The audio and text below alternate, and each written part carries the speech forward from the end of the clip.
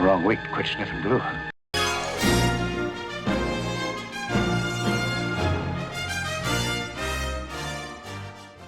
Well, welcome back. It is week 4. Week 4 of I don't know how many weeks this is going to take. It's going to be a while, but I'm kind of in a rush, kind of not in a rush.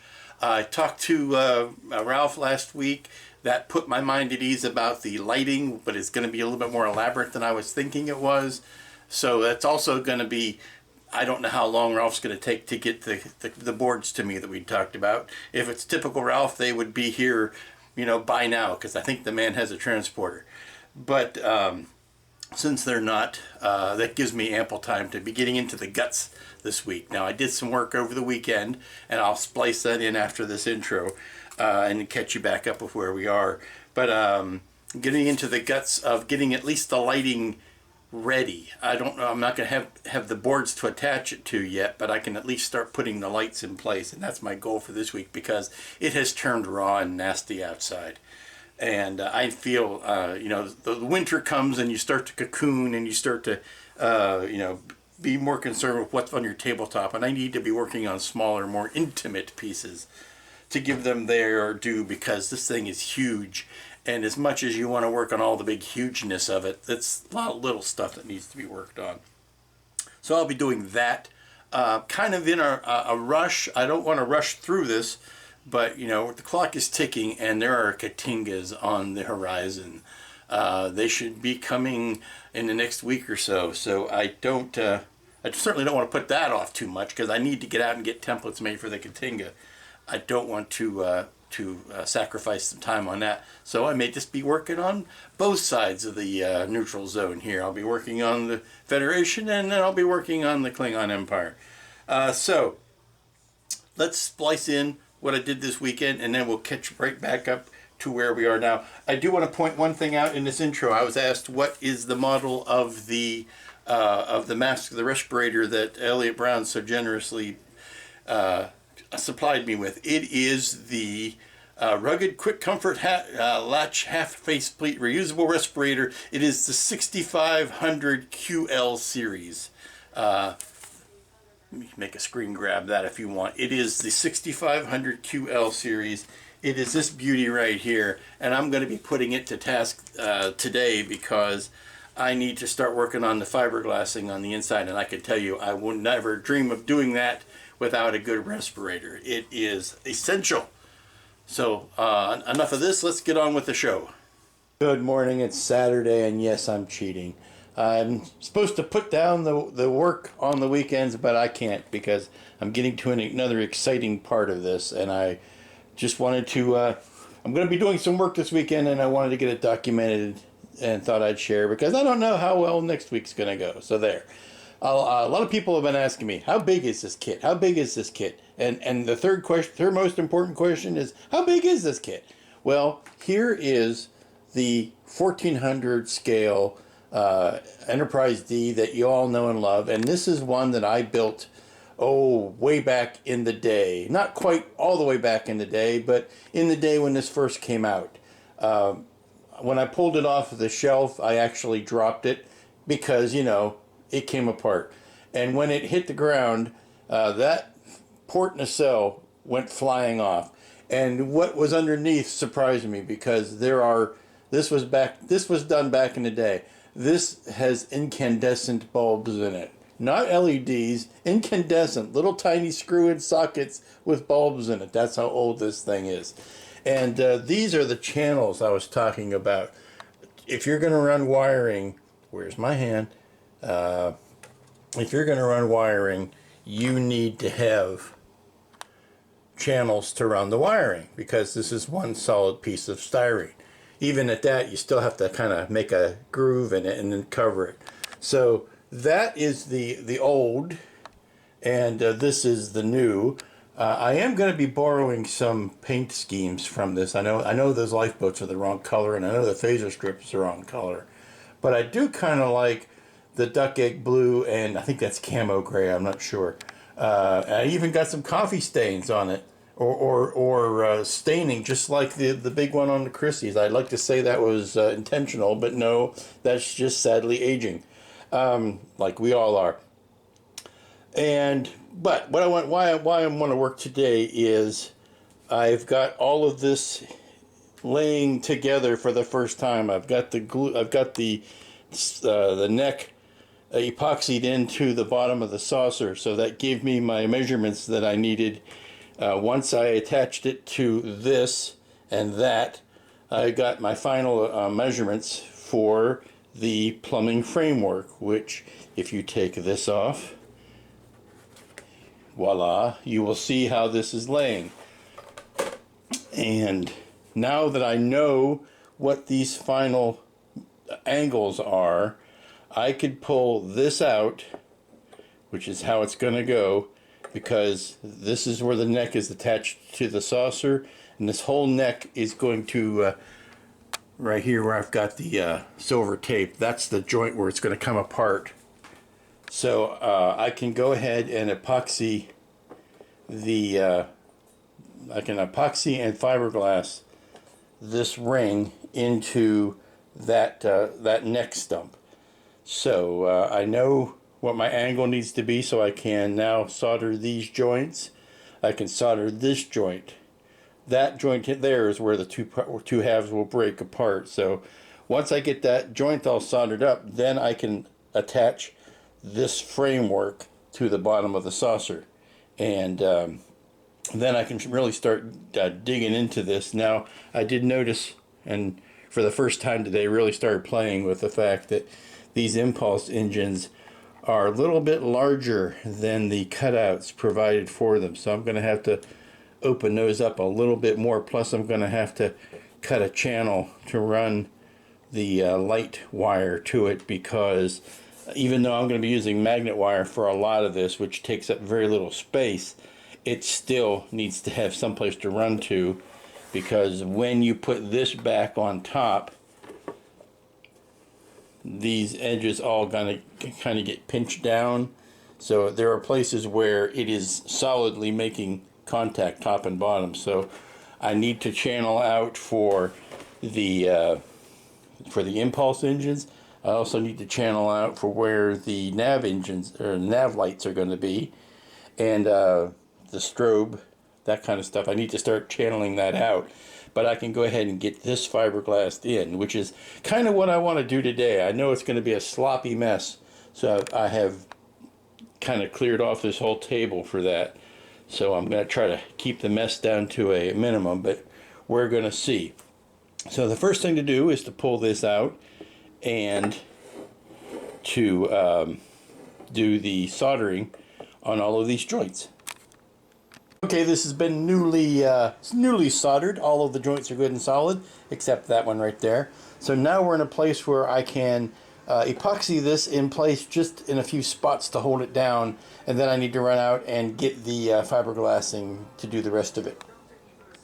So back, it's Sunday, and yes, I'm still playing around on my off time on this. This will probably be the last time that this ship will be as close to complete as it is right now for a long time, because now I want to separate the two halves so that I can work on them a little bit better, a little bit more easier. But remember what I was saying about center of gravity? Here is about the center of gravity on this ship. If I picked it up from this angle, it's about level. Sorry, if I pick it up right here, it's about level, which puts that way out in front of the mounting area. So yeah, right at that joint is where it's balanced. So that's why I'm saying the support is needed, because all of the weight is way out in front of where you're going to be sitting on a base. What you see is what I did yesterday, and that was to take some white epoxy putty and just kind of level off the area underneath of the copper pipe here, to make that more of a flat shape. But the joint that comes apart is down in the neck. Let's see. Well, you can see I've got the accoutrements laid out that I need to use for the fiberglass reinforcing, which makes me doubly glad of the kind gift of Elliot's respirator because I'm going to be needing it. It's way too cold to do this stuff outside. But I did want to show you one more thing before I take this apart, and that is how it sits on the pole, which which is crooked, but it's because of the way the pole is mounted. I've put a level up against it, and it is not square. So it is this pole's fault. It is not the armature's fault. But let me get this up on the post so that you can get a good idea about what she's going to look like when she's finished. Okay, if I stand far enough back to get the whole thing in shot, you will be able to see how she looks on the stand. And this tells me two things: how level it's going to be, which I've already told you is because of the pole, but B, how tall this is. And I can tell that I probably need to take out about maybe 2.5 inches, maybe 3 inches to get this down lower. It's way too tall at this point, but even here you can see how it wants to lean forward, and that's due to this pole. Now see, this is just sitting here and it's going to slide off if I'm not careful.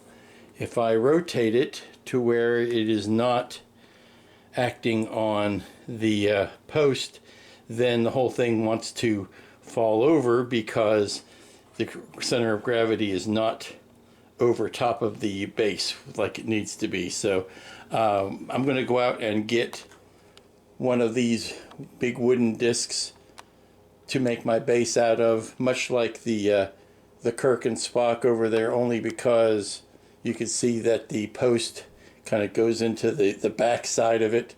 It's not in the center, it's in the back side to kind of displace the weight, and that's what I'm going to be doing on this.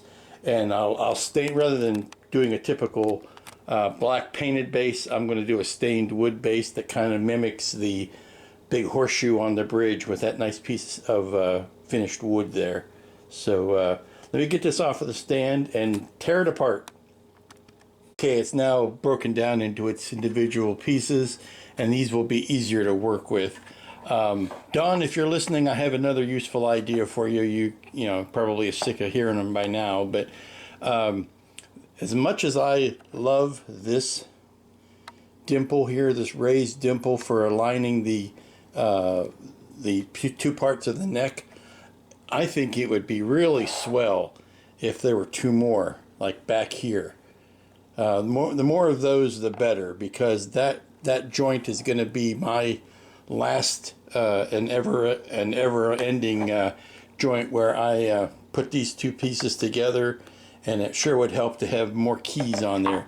I really like that. Maybe two more here, or maybe back here. This, I know this impulse engine kind of acts like a key because you have to channel it out a little bit to make up for the bump on the bottom of that, but some additional keys right there would be swell, and you could take that for all of the free advice that it's worth.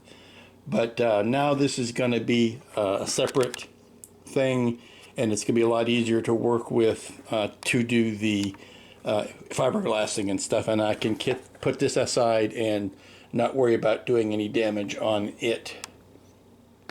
And we're back. That's what I did this weekend. So now let's get on to what I am working on as far as the Bassards. These guys, I need to come up with a nice red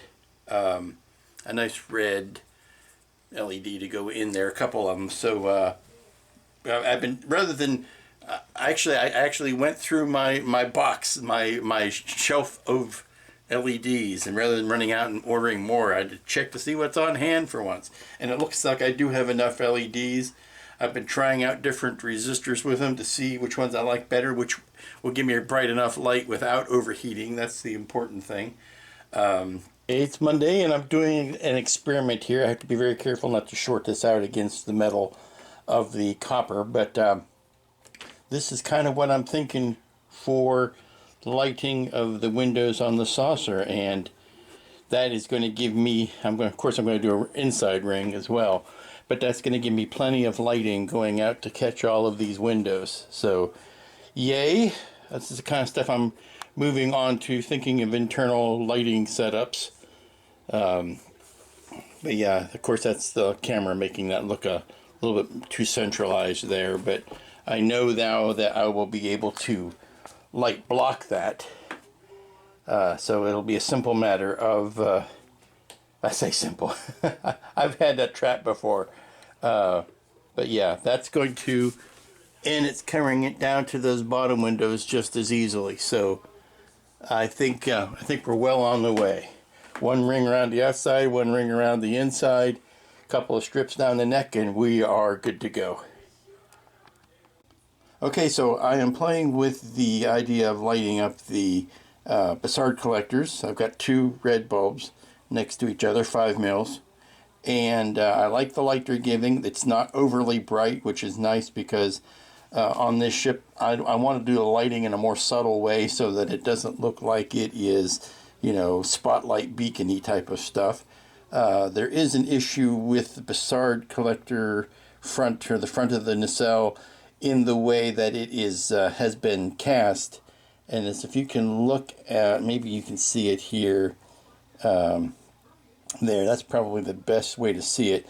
You can notice the inside cavity is not exactly in the center of the piece.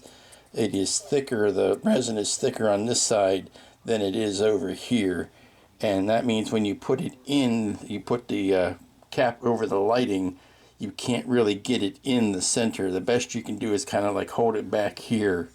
You get a nice glow and it makes some nice reflections, but of course light blocking this part is going to be key to any sort of good results here. But I think that's going to look fine. It looks a lot more even in real life. Of course the camera, you know, has a tendency to blow out the lighting. But yeah, I've got enough parts here to do both Bussard collectors, so I don't have to do any additional purchasing, which is good.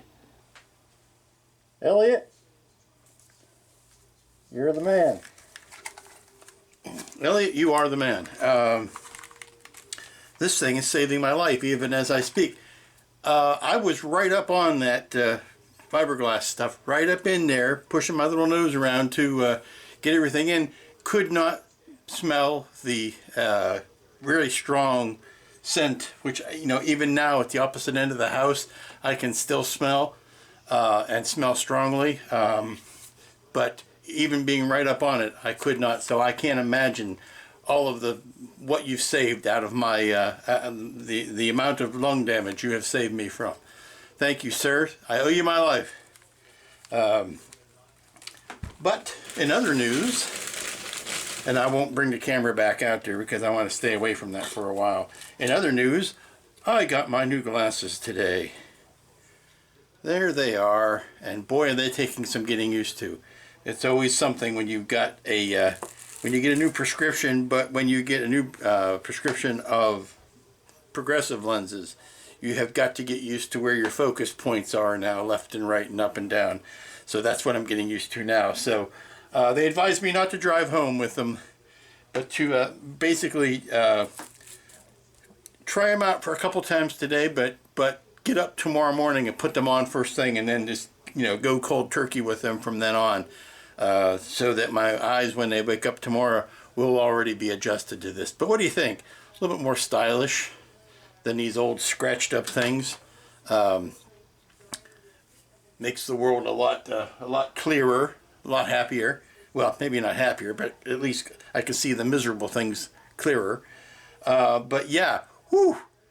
I need to open up some windows and ventilate this place, even though it is only 40 some degrees outside. It is way too cold to have done this outside, so I am glad to have it done at least. But man, I can tell what a smell it's putting up through the whole house just from here. So back on with the mask I go. I'll just keep it on for the rest of the afternoon. Stylish, don't you think? Let me see. And yes, I know it is almost a state law, if not a federal one. Come on.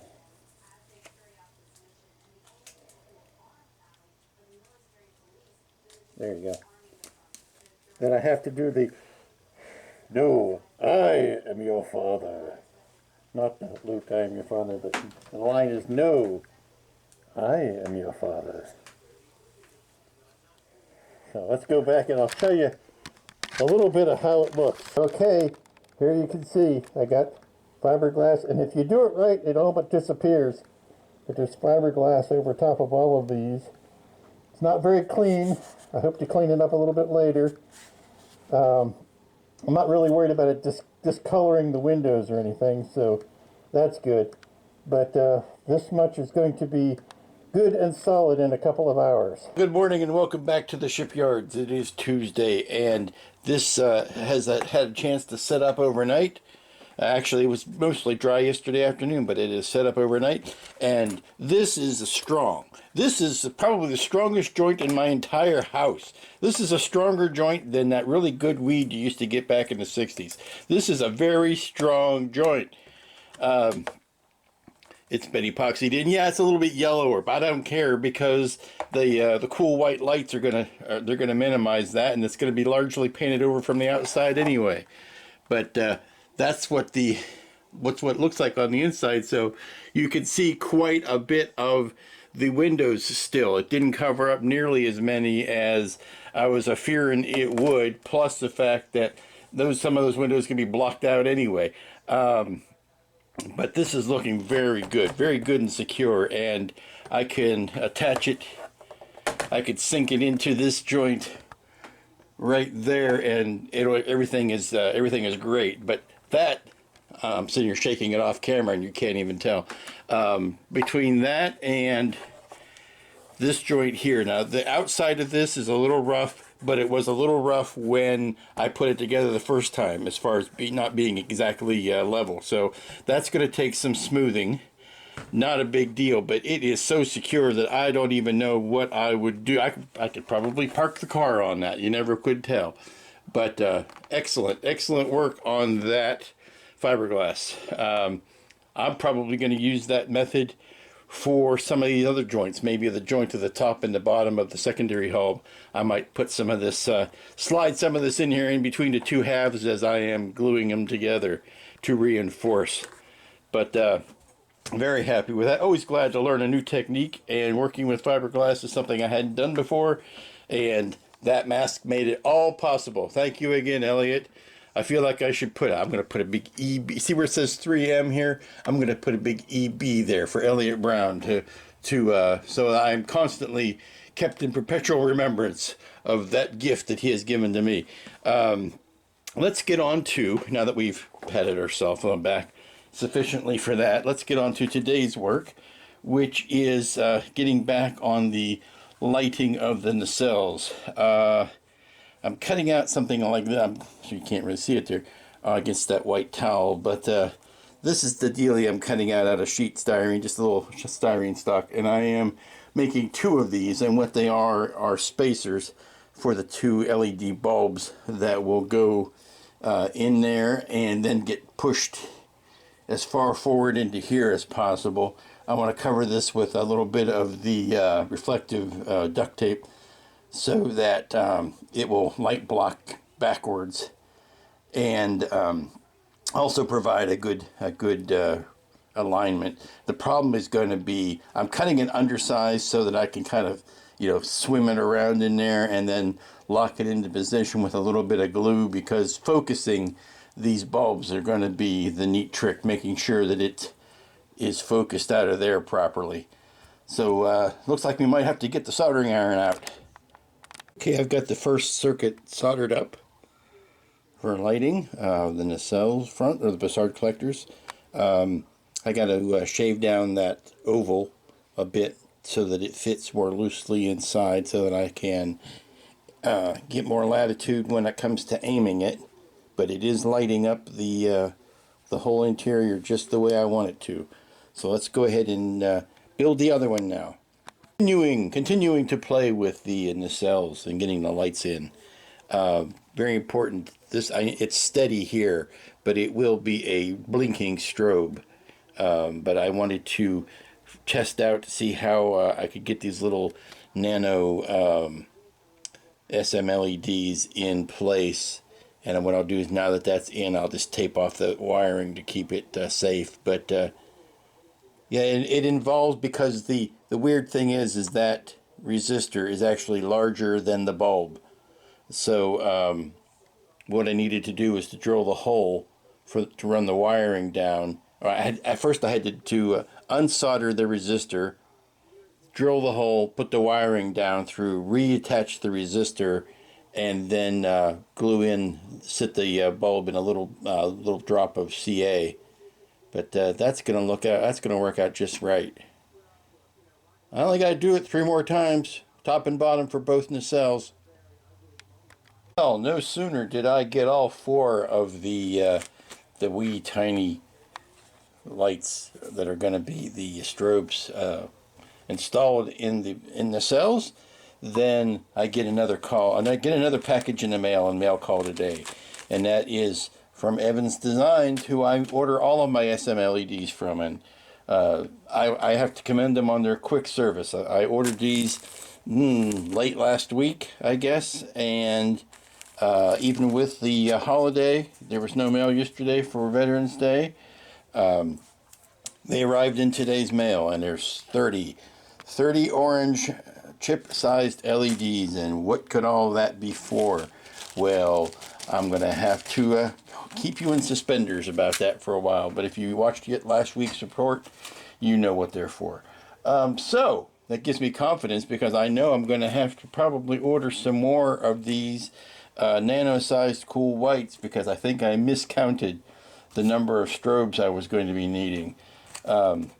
I don't know if I was counting on the ones on the bottom of the nacelles, but having reviewed footage from an episode where the Enterprise was seen from the behind, it had strobes top and bottom, so top and bottom they go. And then I believe there is a strobe here.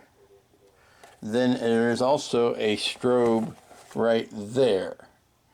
And that would take up all of the strobes that I have left, and I still haven't gotten to the saucer yet, where I know there is a strobe behind the bridge, and I believe there is a strobe. It's either a constant on, or it's a strobe right above 10 forward, right at the bow end of the saucer. So I have to check on that, plus go through my little wee envelopes again to see if there's not one stray that's either in a wrong pack, or maybe I can get away with moving up a size for the one on the bottom here. If I could bump up to a larger size for that, then that will spare me the having to go out and order some more. So I think the next trick for me is going to be to get these guys now that they're all wired up, and I've left them running for a while to see whether they would heat up or not, and they don't seem to be, so I'm happy about that. But I want to get them insulated, so the wires are still pretty bare. In this instance, I am going to be using liquid tape, liquid electrical tape. So I need to slap some of that on and give it the afternoon to dry. And then the next thing to do will be to sand. Well, you know what? I'm thinking maybe I need to sand these guys down to give them a good shape, so I know that they'll fit in here. And then once I have that good shape, I will go ahead then and do the insulating, because I'm going to have to do a lot of test fitting, and I may end up bumping that insulation off. So let's do that first.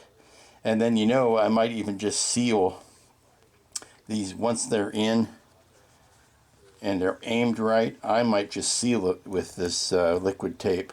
Let that act. I may spot weld it with some CA, but then just put the liquid tape in there and use that as the adhesive, and that'll light block the whole inside of the back of it. Okay, I'm working on the placement of these LEDs inside the front Bussard collectors, and yes, I know putting this on camera is problematic because of what LEDs look like when they are filmed.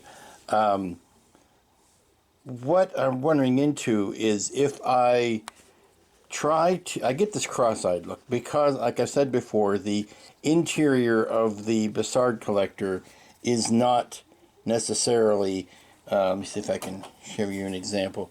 The inside of the Bussard collector is not necessarily centered to the outside of the Bussard collector.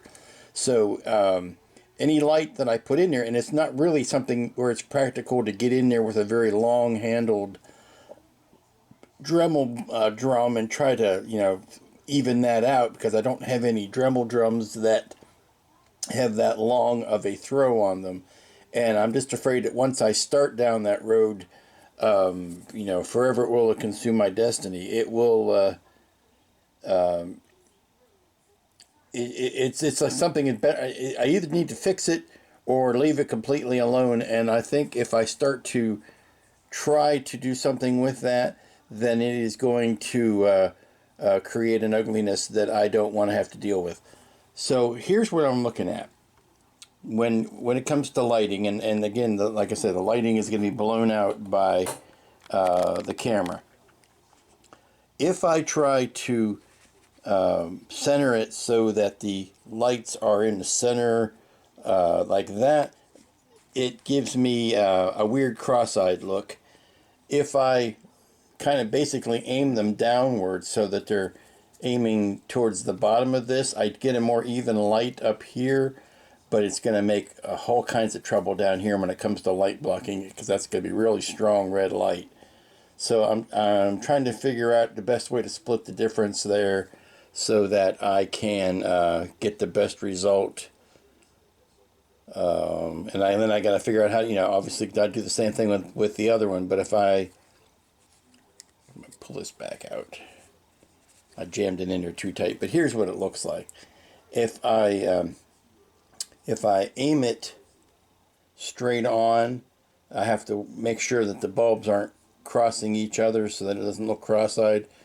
What I was seeing there is if I aimed it down towards the bottom of the Bussard collector, then the light seems to be more evenly dispersed.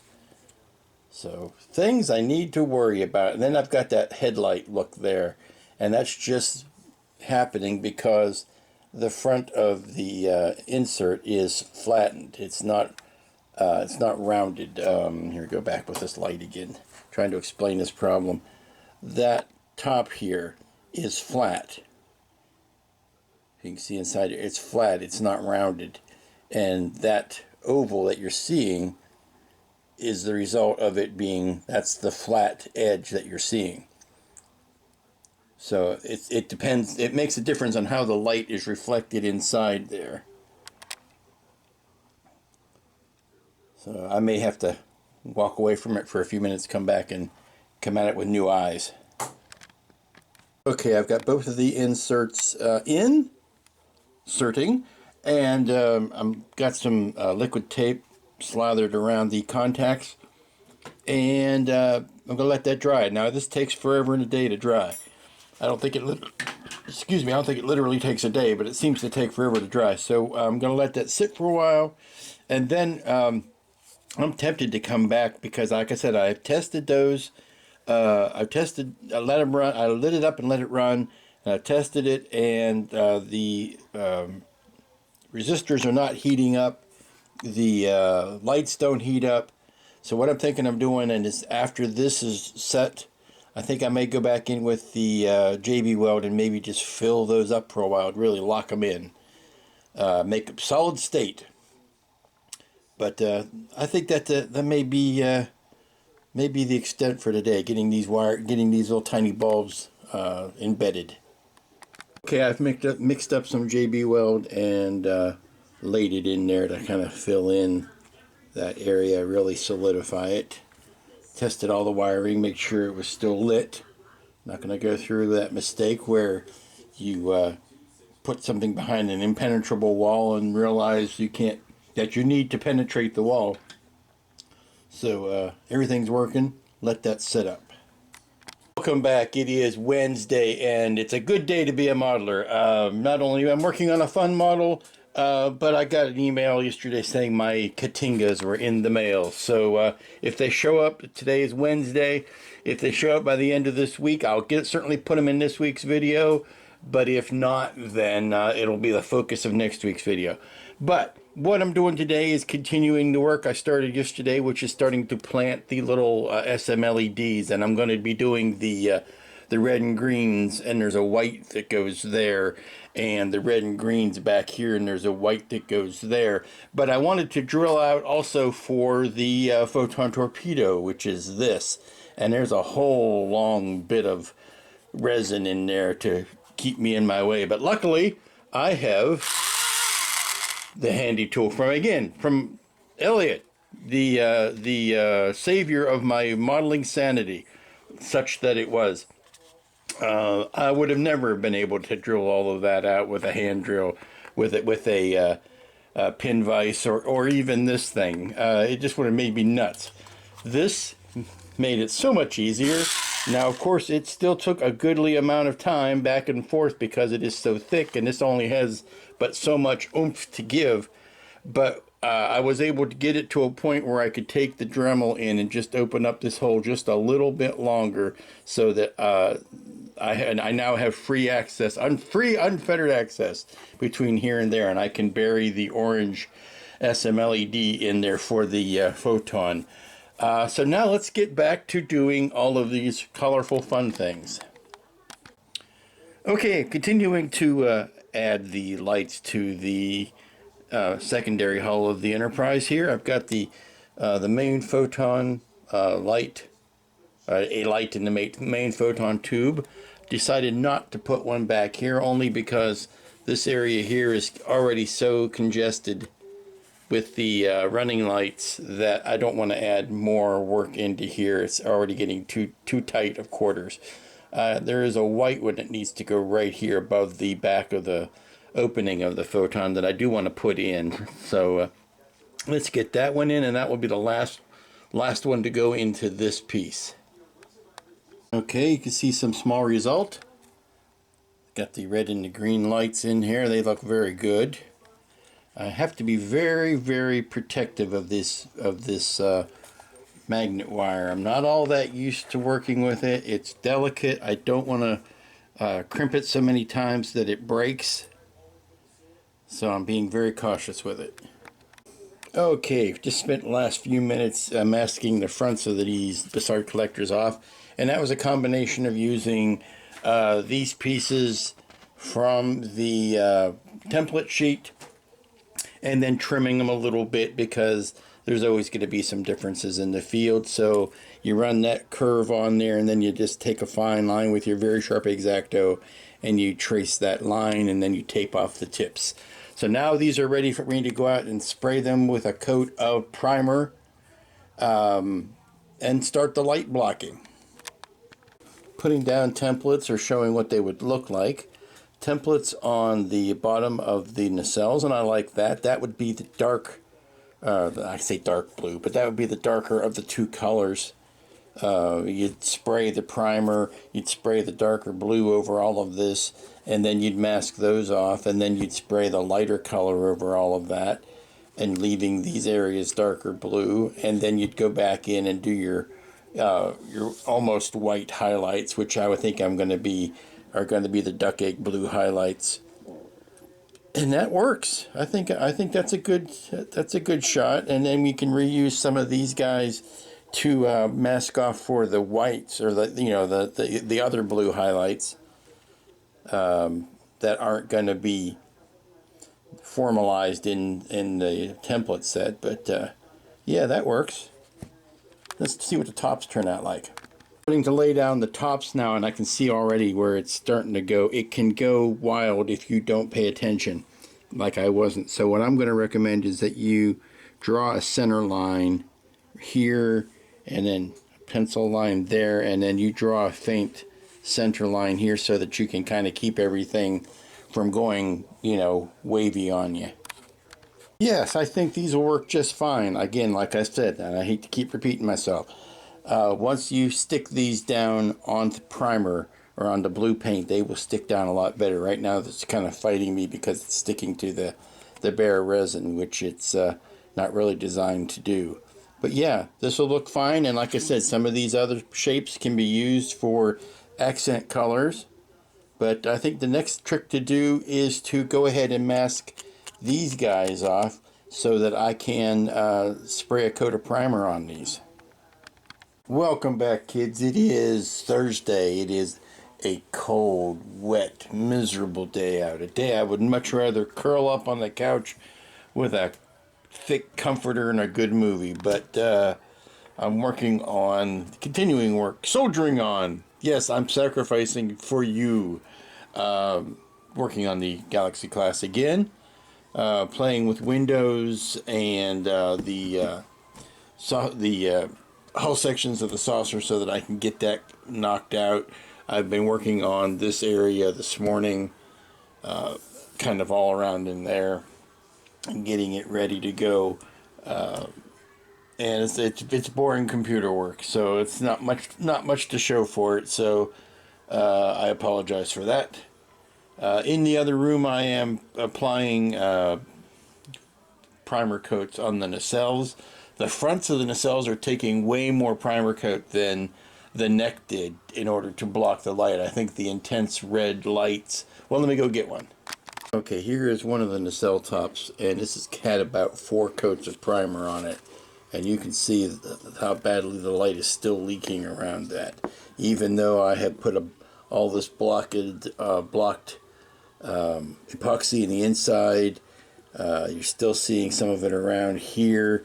Now, obviously, I can put heavy paint on there to take care of it, but things like those guys, and they are showing up more on camera than they are in real life, but still, even in real life, it's an unacceptable amount of bleed through. So we'll have to see how many more coats it's going to take. I really don't want to glop too much on, but you gotta do what you gotta do. Okay, I've got the patient strapped down to the table. Just put some 15-minute epoxy in, which is a slow cure. It's about the slowest epoxy I own, but I wanted to make sure I had plenty of time to do the positioning and that it wouldn't seize up too quickly. And then I clamped these guys down so that they're against this flat straight edge, hoping that means that they are parallel. These guys are parallel. They are strapped down to the table so I know that they're flat. I'm trusting that flatness is parallel to this flatness, but I don't really know for sure. And I've got the back tape down, and then just this little bit of joint here, which I've never been able. Well, I've been able to, but I've never put any reinforcing epoxy in from this side. So I went ahead and did that to reinforce it. And then what I need to do is close over these windows, and I should be able to spray this whole top and set it aside for right now, because I'm kind of in a holding pattern until I get the boards from Ralph. I won't know the extent to how much I need to touch the wiring. I don't want to, bury everything and have just 3 wires sticking out if I need to get to them for some reason. So I can't really get any further with the electronics. I put these in place because I can. They're not going to impact on anything. And plus, they can help protect the top side of the wiring that's coming out. So I'm going to let this set probably for a good hour or so before I even touch it, and then I'll come back and maybe flip it over and clamp it back down so it's nice and flat. Boy, look at all these empty spaces. Yep, those are all of the windows. And like I said, I don't plan on ever using all of the windows, but I wanted to see exactly how many windows. It's the whole thing. You want to know how many holes it takes to fill the Albert Hall. I needed to know how many windows to provide, and if that many from here down only does a half of this, then I know I need to do at least 4 times that many. One for this side, one for that side, and then I still have what goes on the top side of the secondary hull. Now, all of these ones on the edge, I'm going to recommend, if you want to light those, to go ahead and scratch those off or use a liquid mask or something to handle those tiny wee ones. I'm also hoping, though, that once these are down and I get a coat of primer over them, it's actually going to help hold them in place. And if I lose any on the way, then oh well, those ones won't be lit, or I might decide to scratch them open later. But it'll give me a good barometer for how many of these I need to actually get plotted. And the good news is all of the oval ones are plotting, so we're hopefully not going to lose too many to the machine gods. Well, the final count is in, and this whole section has been used, and I've got maybe 80%. I just have this little strip here to do. So based on that, I know how many I need to include, and that's with every window being blocked. I don't think anyone's going to block every window, but I have to allow for that. Welcome back. It's Friday. Sun is shining. I'm happier. I get that seasonal affective disorder, I'm sure, that when it's this ugly and rainy and sloppy out, I just get miserable.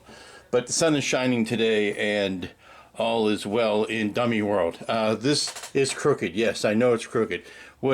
Don't pay no attention to the crookedness of it, because I've simply made this base up to give me a pedestal to mount the bottom of the Enterprise D on, so that I can work on it and it's not rolling around and rattling on the table, because it's got a curved belly. Like most of us, it's got a curved belly and won't lay flat. So I just made up this little post. But I've taken it out of the cradle that it was in last night or overnight, and these nacelles are now good and secured. I think I'm going to go back in there with a little bead of putty or something and just smooth out that joint before we get too far into it. But I've continued work with the windows, and I've done this half this morning of the top of the secondary hull. And my goal is to get the other ones on here and then put a quick coat of primer on it, so that I can kind of lock those windows down. You'll notice not all of them are done. Everything that, well, let me turn this light on. Oh yeah, that's blinding. Everything below this point here and everything above here in the neck are going to be windows that you scratch off, because they are too small. And again, once you go into the neck, most all of the windows in the neck will be the scratch and sniff type. So turn that back off. We can plot some more windows, because I have flat run out of them of this size, and go ahead and finish up this side. My other goal for today, I don't know how far I'll get, but my other goal for today is to make some sort of box that I can put here that's two-sided, that I can mount the LED strips to. Just some sort of framework there. Mount the LED strips to it, and that way I will be ready to close. Sorry, zoom back out so you can see. Like I said, make a box here that goes up on both sides, that's slanted this way and slanted that way, to mount LED strips to light these underneath windows and the top side windows. And then I'll be ready to close this much up. I still need to figure out what exactly I'm going to do for the back of the deflector, but we'll get ready to get that, hopefully maybe get that closed. And then maybe if I get those boxes done, maybe I'll do the similar thing here, so that I can mount the blue LED strips for the nacelles. Well, it's a happy day for more than one reason. A, the sun is shining. You could probably tell that through the window. But B, mail call has just left me with quite a prize. Yes, take a selfie. It is the Klingon Katinga. Okay, now that the camera's been resettled, here it is. I have taken the plastic off, but I have not unboxed. I have not opened the lid, so there's... I'm trying to do this with one hand. Let me put it down. Okay, just took the lid off. Here she is. Decals. Important instructions. And lots, here's the clear bits. I did get a lighting kit for one. I got two kits, I'll go ahead and tell you. One kit to kind of mess up while I am working out the templates, and another one to build once I have got the templates kind of figured out. And in that one, I will be putting lights. Here's the lighting kit, including the replacement clear parts that you see, some of them here. Half of this sprue here is replaced with that. Here are all the LEDs nicely pre-wired, and the photo etch. And then this is just a big old See, there's the clear part that we won't be needing because we're using the red one. Looks like is that a replacement? Is that more than one? Looks like there's one in the box and one on the sprue, so there must be an issue. And then lots of black styrene. Yep, you get an idea of the size of this thing when you can see it in your hand for the first time. Here is, oh yeah. Yep. There's the base and the metal rod, and of course the all-important. I'm kind of glad. I mean, yeah, it takes some of the fun out of it for being a modeler that this is all one piece, but I'm glad that they did it because now you know it's all secure, and something with this weird of angles on it, you really want to make sure that the angles all line up, and if they've done it for you, then you don't have to worry about it. But these are probably the two big parts that I'm going to be working on the most. Those are going to give me my Aztecs for the plating, and then of course the stuff that goes on the well, the rest of the ship obviously, but I have to tell you that I'm really only looking at getting this part done first, and everything else is kind of secondary. So going through the parts, and still what I don't see, I'll tell you what I don't see. Maybe I'm missing it in the clear packaging somewhere. But and these are all of those. I am not seeing. Maybe it's in the base. Oh, there it is. There was a resin replacement dome. It's packaged in with the base. I was wondering about that. I have to see what the kit one looks like as to why they felt they needed to do that. But happy days are here again. Okay, I've managed to tear myself away from the Katinga long enough to finish up the windowing of the top of the secondary hull, and now I want to get a quick coat of primer gray on top of this. Again, it's weird that you see these empty spaces here where there just aren't any windows. I'm presuming on the filming model they probably had structure underneath that, which caused them to not want to put windows there. But and there's a really weird void here as well, so that's nice and strange. Anyway, just the things you notice. I've got them all pushed down, but before any of them start popping up, I want to get a coat of paint over them. And then, like I said, on the other side, the ones that are up here in the neck and the ones along the edge here, those will be scratch off. Scratch and win, those will be scratch off windows. So let's get some paint on it. And no circuit from Ralph in the mail today. Maybe comes tomorrow, who knows. But that's what's keeping me from sealing this up. So the next thing to do would be to build the little boxes there for the light strips. So let's get some paint on this. Okay, we're back, and I was just doing a little bit of scratch building. I was scratching the scratch building itch, and what I've done is basically take this out of here, is to create a two-sided box on two two-sided boxes that I can put a strip of strip lights here, and on the underside on both sides, and that will form the core of my window lighting for the inside, and then I can pop that daddy down on top of it. So now that I know they basically work, I need to go ahead and fortify them a bit with some glue and some epoxy, get them nice and sturdy and solid, and then glue them into place and get the lights. I'll probably put the lights on them and wire those up first before I glue them into place. Okay, one last shot before we start closing things up for the week, and that is I've got the lights on the sides of the boxes here, and two sets of lights to shine up at the bottom of the or at the top of the hull here, and you can kind of see where I'm going with it now. I think this will be enough to shine out through the windows.